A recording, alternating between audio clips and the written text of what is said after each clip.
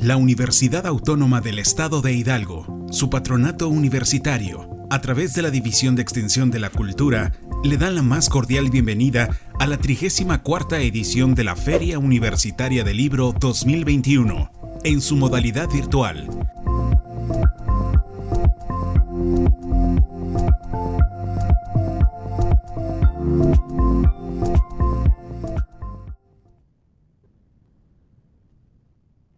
Hola, buenas tardes. Mi nombre es Eduardo Cornejo Velázquez y es para mí un gusto participar entre las actividades organizadas en el marco de la 34ª Feria Universitaria del Libro, cuyo anfitrión es la Universidad Autónoma del Estado de Hidalgo. Esta es mi participación dentro del coloquio de Futuro Sostenible, y durante los próximos minutos voy a estar compartiendo algunas ideas de la plática titulada Revitalizar la Alianza Mundial para el Desarrollo Sostenible.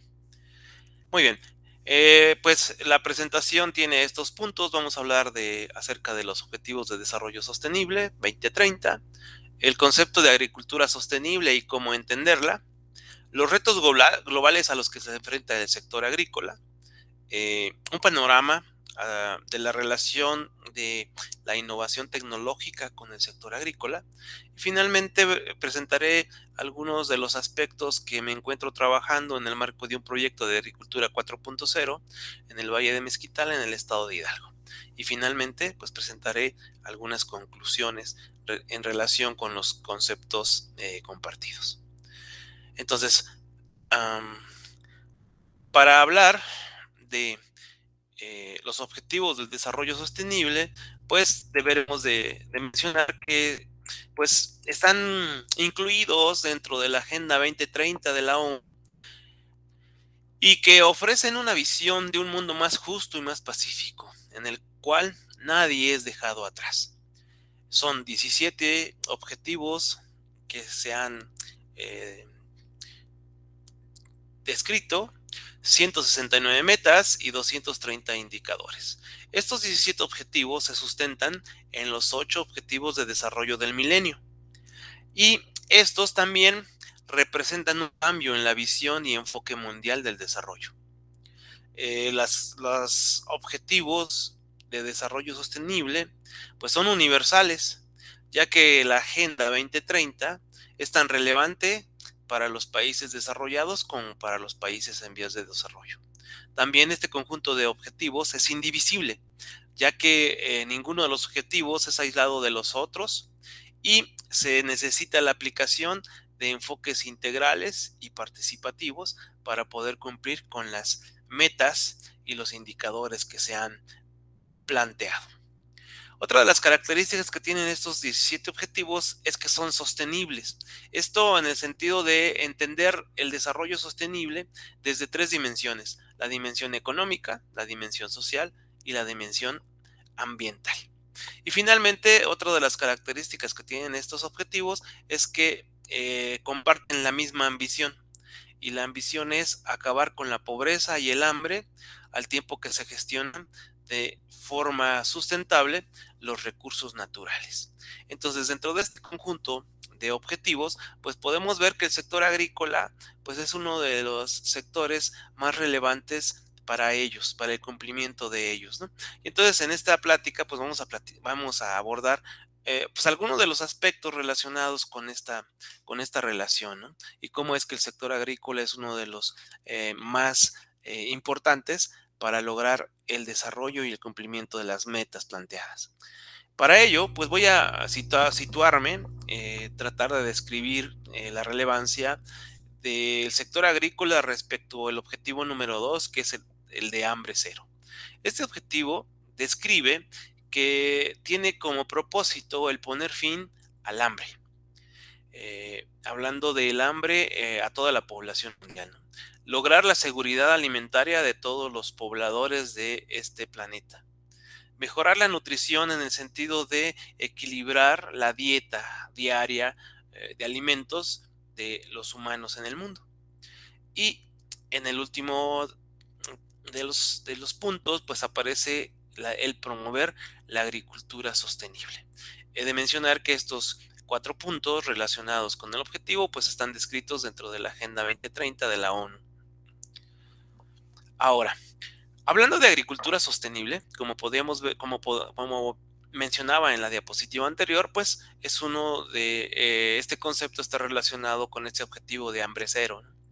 Y pues describimos la agricultura sostenible que en el sentido de que tenemos que asegurar la sostenibilidad de los sistemas de producción de alimentos al aplicar prácticas agrícolas resilientes que aumenten la productividad y la producción de alimentos, pero que también al mismo tiempo contribuyan al mantenimiento de los ecosistemas y fortalezcan la capacidad de adaptación al cambio climático.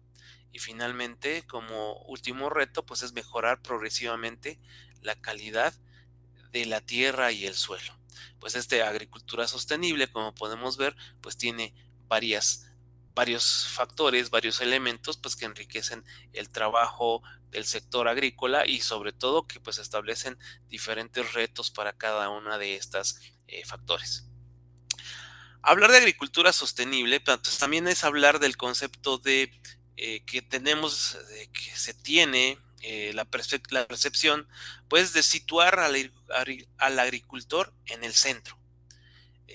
Y con esta perspectiva, pues, también no negar que la agricultura como actividad, pues, es una actividad económica. En el mundo existe la agricultura como fuente de medio de vida para las familias y los productores, y también es proveedora y es usuaria de servicios ambientales. Es así como la agricultura sostenible pues tiene estas 3 dimensiones: la dimensión económica, la dimensión social y la dimensión ambiental. En este sentido, podremos establecer que si una explotación agrícola no es sólida desde el punto de vista económico, o no es resistente a las perturbaciones del exterior, o si no se toma en consideración el bienestar de quienes trabajan en la explotación, pues esta no es sostenible. Entonces tenemos que mirar que la explotación tiene que tener en consideración el bienestar de los productores y sus familias, que tiene que ser resiliente a las perturbaciones externas y también tiene que ser sólida, que tiene que ser económicamente pues productiva, ¿no?, para los pequeños productores. Muy bien, ahora, esta agricultura sostenible tiene relación también pues con el tema de innovación tecnológica. Pero antes de hablar de ello, pues vamos a hablar de algunos de los retos globales que se enfrenta el sector agrícola. Bueno, primero tenemos que el incremento de la población. Se estima que para el año 2030 existan 8.600 millones de personas habitando el planeta, lo cual es un incremento de la población bastante interesante. Este incremento de la población pues está demandando de un incremento de al menos el 50% en la producción de alimentos. ¿Ok? Ahora, este incremento en la producción de alimentos está condicionado bajo los siguientes factores. Tenemos que solo el 11% de la superficie terrestre es tierra cultivable. Dentro de estas tierras cultivables, el 85% de las explotaciones agrícolas mundiales tienen menos de 2 hectáreas. Y el 28% del total de empleos a nivel mundial se dedican a la agricultura. ¿Ok?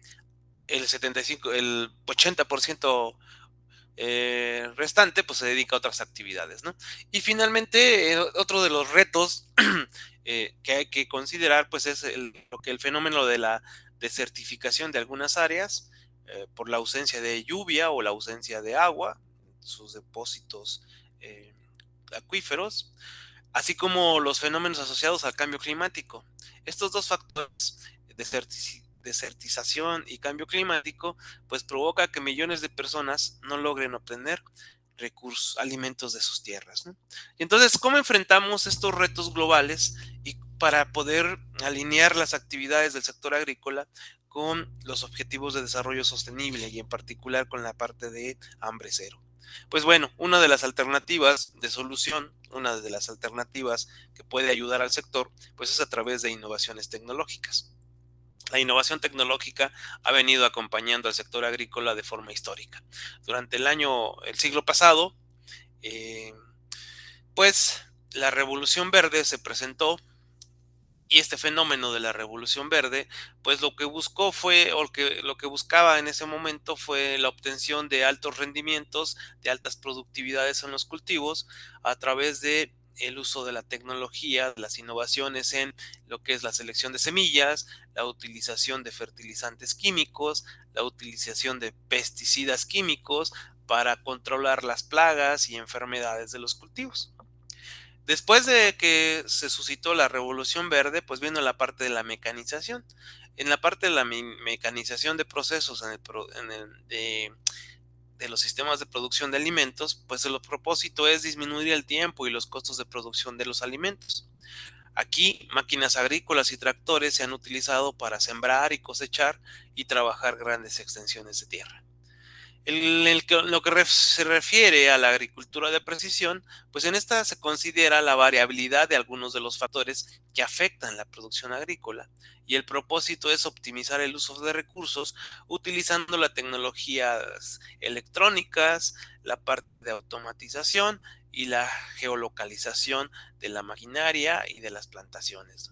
Estas tecnologías integradas pues son las que favorecen el cumplimiento de los objetivos que busca la agricultura de precisión y que es la aplicación eh, diferenciada de los trabajos o de las actividades o de los insumos dentro de las plantaciones. El último concepto, que es el que dijéramos que estamos actualmente experimentando, pues el que se ha nombrado como agricultura 4.0. En esta fase de la agricultura, pues se busca mayor eficiencia y sustentabilidad de la cadena productiva.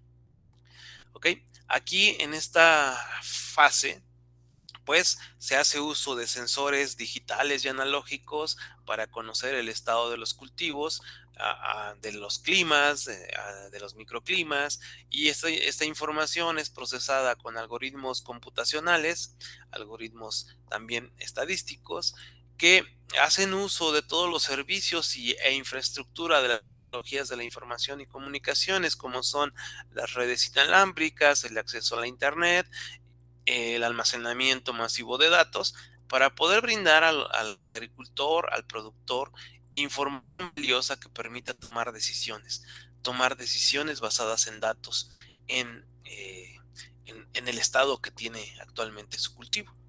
También uno de los fenómenos que se ha estado presentando en el sector agrícola y que es relevante poder abordar a través de la agricultura 4.0, pues es que el número de agricultores dedicados a esta actividad, pues parece que está a la baja, ¿no?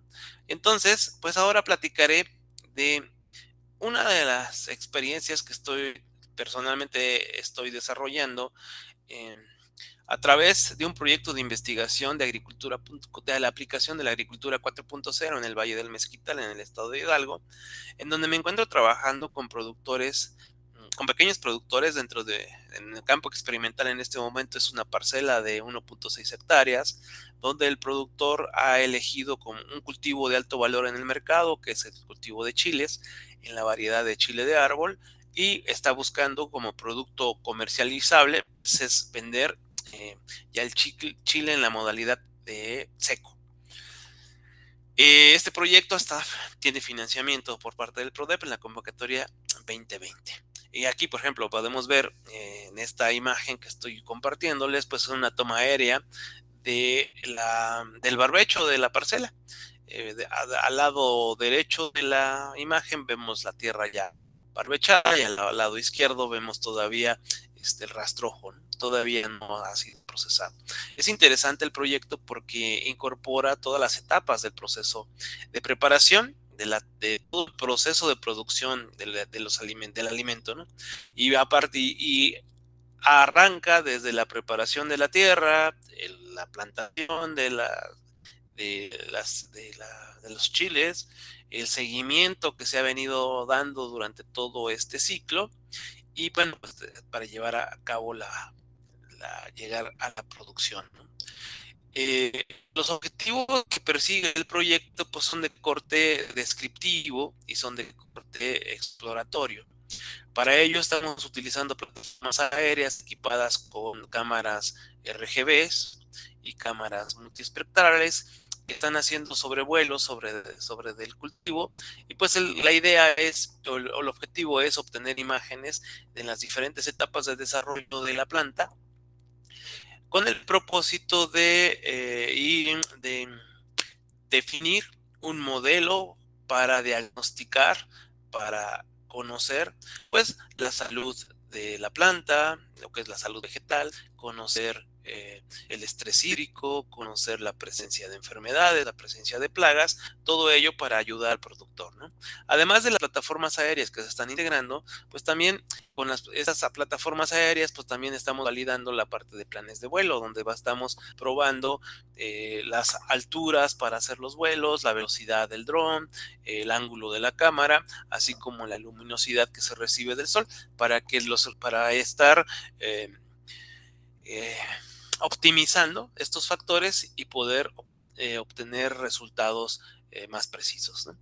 Además de las plataformas aéreas, pues también tenemos instaladas dentro de la parcela experimental una red inalámbrica de sensores para el monitoreo de microclimas. Nos interesan variables del clima, que serán temperatura, humedad, presión atmosférica, pero también nos interesan variables del suelo. Estamos monitoreando humedad y temperatura del suelo.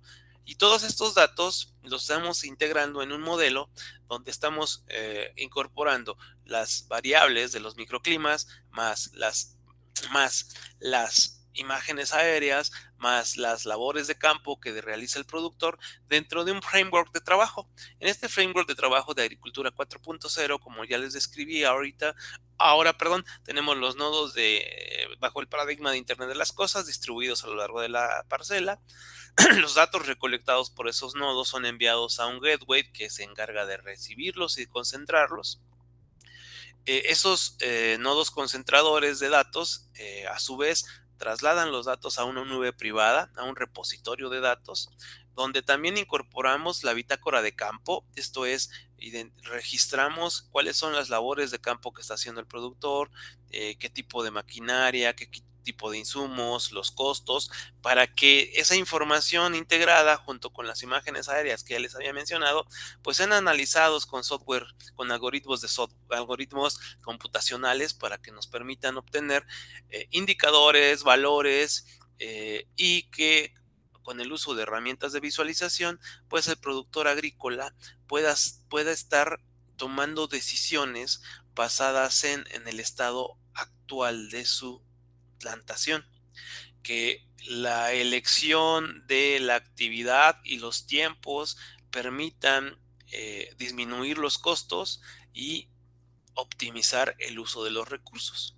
Estamos hablando de que el productor, en lugar de pasar de un proceso basado totalmente en la experiencia, a pasar a un proceso basado en datos.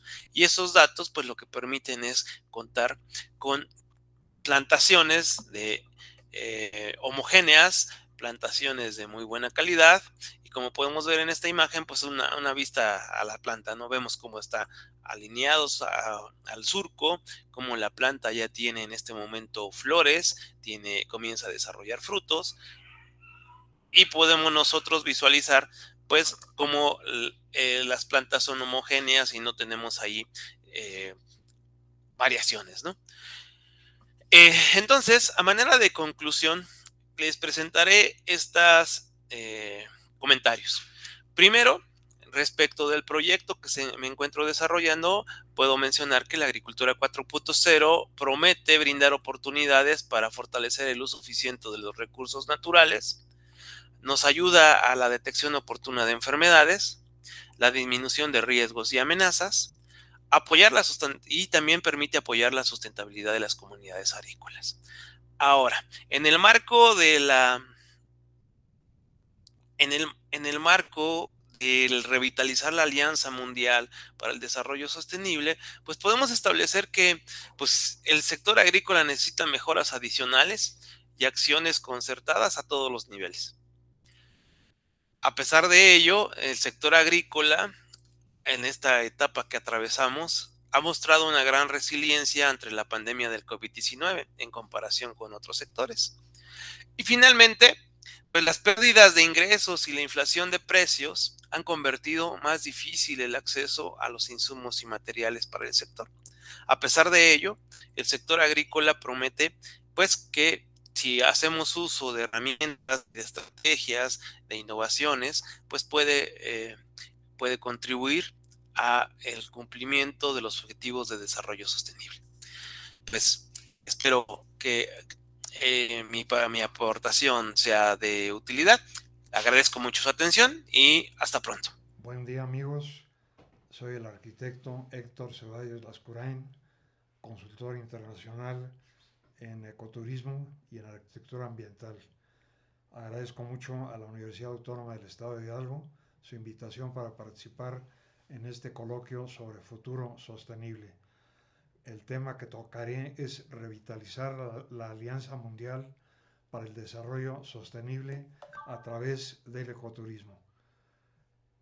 Es muy importante señalar que el ecoturismo a veces no se entiende de manera adecuada aquí en México.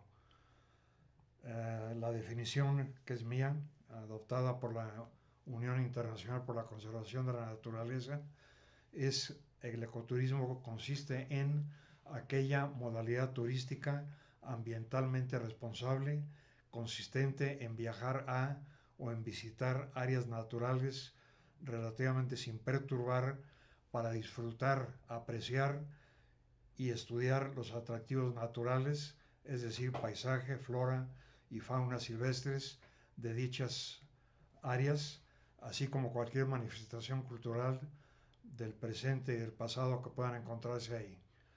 Pero todo ello a través de un proceso que promueve la conservación, tiene un bajo impacto negativo ambiental y cultural y propicia un involucramiento activo y socioeconómicamente benéfico de las poblaciones locales.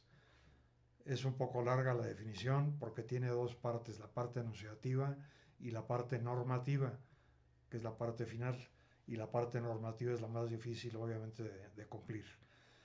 Aquí en México, cuando se escucha la palabra ecoturismo, mucha gente entiende actividades de turismo de aventura, como lo es tirolesa, gocha, rapel, montañismo, cañonismo, etcétera. Realmente no es ecoturismo esto. El verdadero ecoturista es un amante de la naturaleza que quiere estar en comunión con la naturaleza, salir del ambiente urbano en que usualmente vive y comulgar con la naturaleza, disfrutar de los ecosistemas naturales, identificando la flora y la fauna natural y entendiendo la relación del hombre con los ecosistemas naturales. Realmente tiene poco tiempo el ecoturismo de existir, tiene alrededor de 30 años y México todavía está en los albores de esta actividad que ya tiene mucho éxito en países como Costa Rica, como Kenia, como Australia. Y nuestro país tiene un potencial enorme, ya que tenemos una biodiversidad de las más altas del mundo, tenemos un patrimonio cultural extraordinariamente rico y tenemos una localización geográfica estratégica muy importante al ser vecinos del país más demandante de servicios de ecoturismo, que es Estados Unidos y Canadá también. Es muy importante señalar que la crisis ecológica por la cual está pasando el mundo, y obviamente México no es la excepción, pues se debe a muchos factores, entre ellos que no hemos sabido tener una vinculación adecuada con el medio natural, con la biodiversidad. Inclusive este fenómeno de la pandemia, del COVID, se debe a que hemos invadido el hábitat de muchos animales de fauna silvestre y ha habido esta aparición del virus que está resultando mortal para los habitantes humanos. Tenemos que evitar eso, tenemos que mantener una distancia adecuada con los animales, con la fauna silvestre. Y justamente el ecoturismo contribuye a eso, porque se trata de ir al campo y con binoculares. Sin binoculares realmente no hay ecoturismo. Es, o sea, tratar de observar detenidamente la flora y la fauna y disfrutar mucho de lo que estamos viendo. El ecoturismo tiene que ser una diversión, tiene que ser una cosa que nos eleve el espíritu y no algo que hagamos por obligación. Pero al hacer ecoturismo estamos dando beneficios muy grandes de todo tipo. Primeramente a las poblaciones locales, porque los involucramos en el proceso, ya sea que tengan un pequeño restaurante o un ecoalojamiento, un lugar para alojar a los turistas, o que se presten servicios como guías. Evidentemente vamos a prestar un gran servicio a la conservación del medio ambiente, al empresario del turismo y al gobierno que le interesa conservar los recursos naturales y elevar el nivel socioeconómico de las poblaciones menos afortunadas, que son las que están en el ámbito rural. El COVID nos ha demostrado que otros tipos de turismo, el turismo masivo convencional, se han estancado, se han prácticamente detenido, porque el turismo masivo convencional consiste en una concentración excesiva de turistas en un lugar definido, en hoteles donde caben 300 o 500 turistas, en playas que están atiborradas de gente, en estadios deportivos en los cuales no se guarda la sana distancia. Sin embargo, el ecoturismo, por definición, consiste en pequeños grupos que salen al ámbito natural a observar flora y fauna. Y esto no causa mayor problema y no causa mayor riesgo de contaminación y de difusión del virus. Hay una cosa importante que quisiera enfatizar, y esto a veces no lo han captado nuestros colegas economistas. El ecoturismo es la única actividad económica en el mundo consistente en aprovechar recursos naturales, en que no consiste en desgastar o en utilizar los recursos naturales. Pensemos en actividades como minería, como explotación petrolera, como agricultura, como ganadería, pesca. Todo ello significa explotar el medio ambiente y estar reduciendo esos elementos naturales. En cambio, el ecoturismo, repito, es la única actividad humana económica en que consiste en dejar totalmente tranquila a los elementos naturales, prácticamente sin disturbarlos, porque es lo que busca el ecoturista.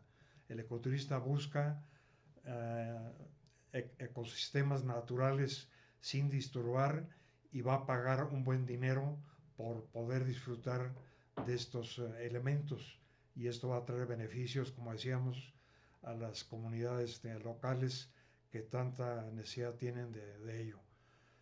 México podría beneficiarse atrayendo muchos más ecoturistas internacionales.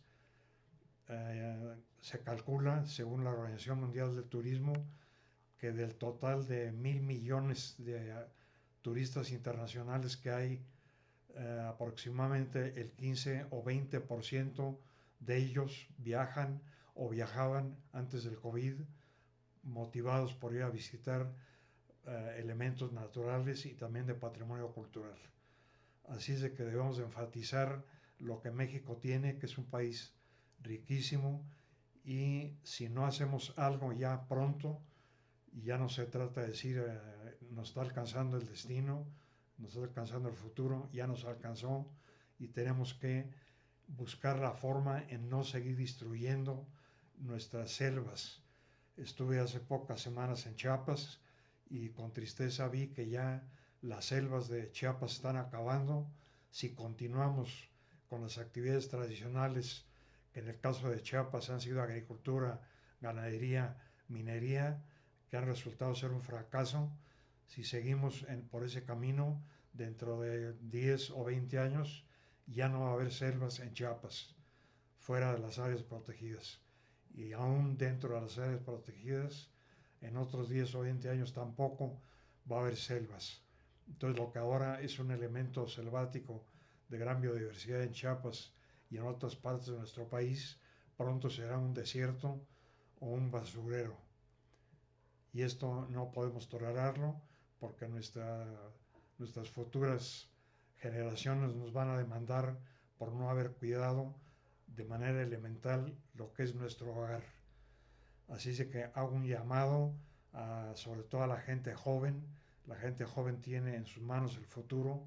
Tratemos de ver que el ecoturismo no es una moda, no es algo momentáneo, sino que es una forma filosófica nueva de enfocar la existencia y una forma práctica de llevar a cabo esa actitud filosófica. Pensar que somos parte de la naturaleza, que debemos de cuidarla y que no podemos seguir destruyéndola, que ha sido el caso en los últimos 45 años en nuestro país, 45 años o también en el mundo. México tiene maravillas, busquemos una sinergia entre el sector popular, sector privado, sector gubernamental y hagamos que la gente, el mexicano y el extranjero, salga a encontrarse con el entorno natural. Es muy divertido identificar las aves que tenemos. México tiene una riqueza de aves extraordinaria. Yo soy observador de aves desde que era un niño chiquito y les aseguro que con binoculares se disfruta mucho de este patrimonio natural.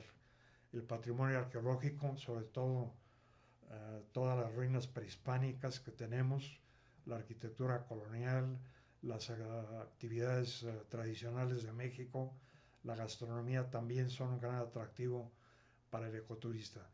Las universidades tienen que participar de una forma más activa. He tenido el gusto de impartir 2 cursos a nivel de posgrado en la Universidad Autónoma del Estado de Hidalgo sobre estos temas de ecoturismo y me gustaría seguir participando para que me inviten nuevamente a dar estos cursos que son de una manera importantísima la forma de conservar nuestro patrimonio natural y cultural. Estoy a sus órdenes y cualquier asunto me pueden localizar a través de los organizadores de este importante coloquio. Gracias, saludos a todos.